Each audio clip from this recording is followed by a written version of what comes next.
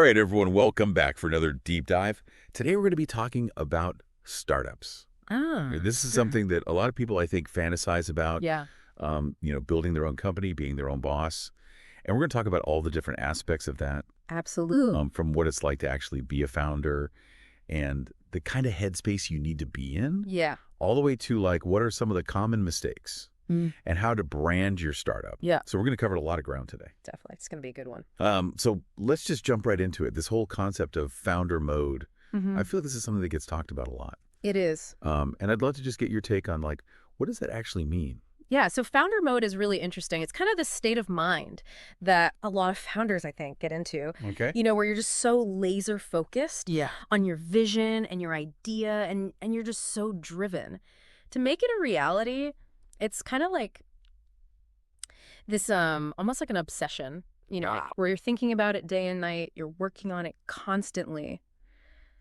And You're losing sleep over it. we're losing sleep. Yeah, exactly. You're forgetting to eat sometimes. You're just so consumed by this mission. So it's like a superpower. It is, in a way. But it also sounds kind of dangerous. It definitely can be. I mean, it's great to have that drive and that passion, but it's also really important to be aware of the potential downsides. Yeah. I mean, like you said, you can get burned out. Oh, yeah. You can neglect your health, your relationships, and you can also start to lose sight of the bigger picture. Okay. If you're so focused on just getting your product out there or whatever it is, you might neglect things like building a strong team or creating a healthy company culture. Okay, so founder mode, check. It's like a double-edged sword. It is. It's powerful, but you got to be careful. Exactly. All right, so let's say you've got that drive. You're in founder mode. You're ready to build this amazing company.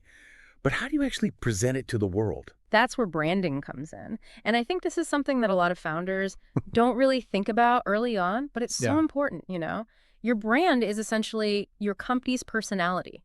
Oh, interesting. How people perceive you, it's what they think of when they hear your name, and it can really make or break your success. So it's more than just like a logo. Way more. It's about everything from your company's values Okay. to your messaging, to your visual identity, to the way you interact with your customers. It's all encompassing. So like how do we actually like break that down into like actionable things? Yeah, absolutely so, I think. One of the most important things is to have a really clear brand identity. Okay. You need to know who you are, what you stand for, and what makes you unique, and then you need to be consistent in communicating that across all of your touch points. Got it. Okay, so know yourself. Yeah. What else? Another really important element is storytelling.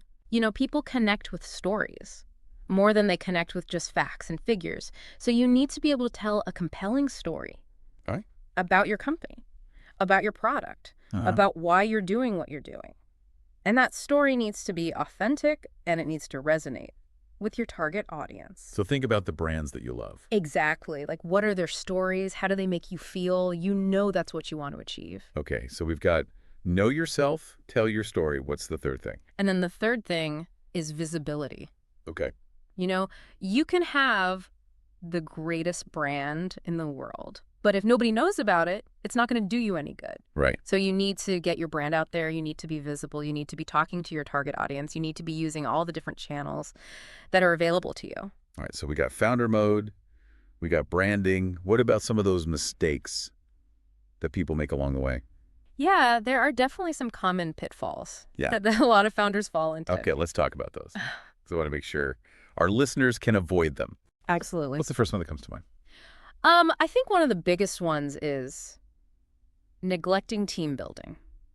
Okay, yeah. It's easy to get so caught up in your own vision and your own ideas that you forget that you need a great team to actually make it happen. It's not a solo sport. It's definitely not. You need people with different skills and perspectives who can challenge you and help you grow. And you need to create a culture where everyone feels valued and respected and motivated. Yeah, it's all about the people. It is. Okay, what about another one? Another common mistake is ignoring market feedback. Oh, yeah. You might have this amazing idea, Yeah. but if it's not something that people actually want or need, Yeah.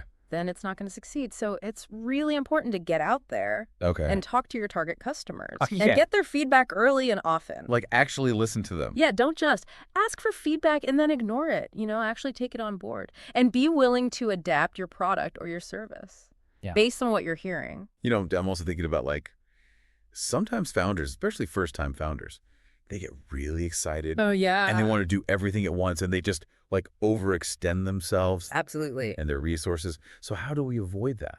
I think it's really important to prioritize. Okay. You know, you can't do everything at once, so you need to focus on the most important things and then delegate or defer the rest. And it's also important to be realistic about your timelines and your budgets. Yeah. You know, don't try to do too much too soon, Yeah. because that's a recipe for burnout. Okay, so prioritize, be realistic. What else? Another mistake is not planning for scalability. Oh, yeah. You know, a lot of founders, they build their product or their service for the current market, but they don't think about how it's going to scale as their business grows. And then they run into all sorts of problems down the line when they're trying to expand. So, like, how do we avoid that trap? So it's really important to think about scalability from the very beginning. You know, you need to design your systems and your processes in a way that can handle growth. Yeah. And you need to be constantly iterating and improving to make sure that you can keep up with the demand. Okay, so build for the future, Yeah. plan for scale, and then what about, like, the competitive landscape? Yeah, that's another big one. A lot of founders underestimate the competition. Okay. They think their idea is so unique and nobody else is doing anything like it.